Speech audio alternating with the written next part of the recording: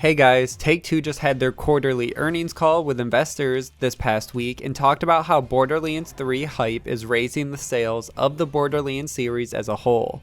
Before I get into that, make sure to follow me on Twitter at HayderHype, and let's get right into it.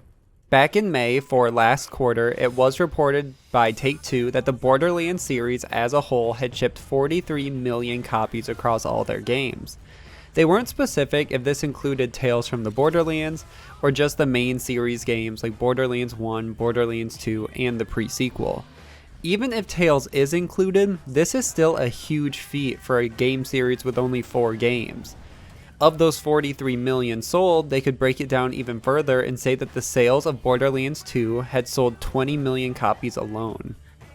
Around that time, Borderlands 2 had just gotten the free UHD upgrade pack, or ultra high definition, and since then we have gotten the new Commander Lilith DLC as a precursor to Borderlands 3. So now with these new numbers, it's interesting to see how much the Lilith DLC was able to affect sales.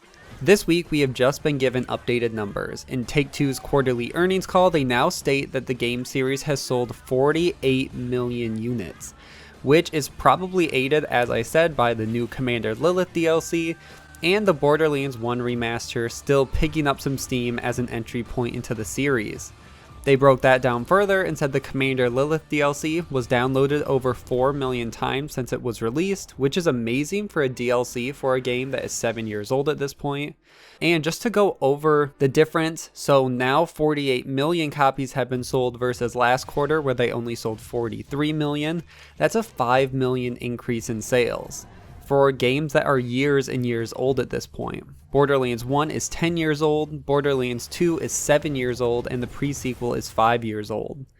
Now that being said, they also gave us updated numbers for Borderlands 2. They now said it accounts for 22 million units, up from the 20 million last quarter, which puts Borderlands 2 in the top 40 highest selling games of all time, and one of the few games on that list that was a $60 full retail product, not a free game that was given with consoles or a $30 game. Which is amazing for a game, especially considering so many people have either never played it, never heard of it, or refused to play it for the art style. Take-Two also though gave some more specifics and said though that even though the numbers went from 43 million to 48, they're actually closer to 6 million fresh sales since last quarter, so it might have been a low 43 million and a high 48 million. And they said that they expect growing sales for each title released, which means they expect Borderlands 3 to have larger lifetime sales than Borderlands 2, which is definitely in the cards for Gearbox's next game in the series, and we will just have to wait and see if the game is able to have over 22 million lifetime sales.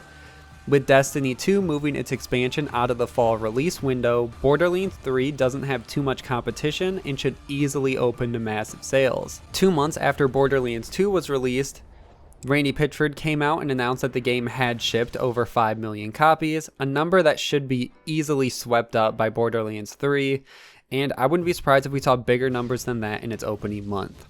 And that's where I'm going to end this video. Make sure to like and share, subscribe for all things Borderlands, and I will see you guys in the next one.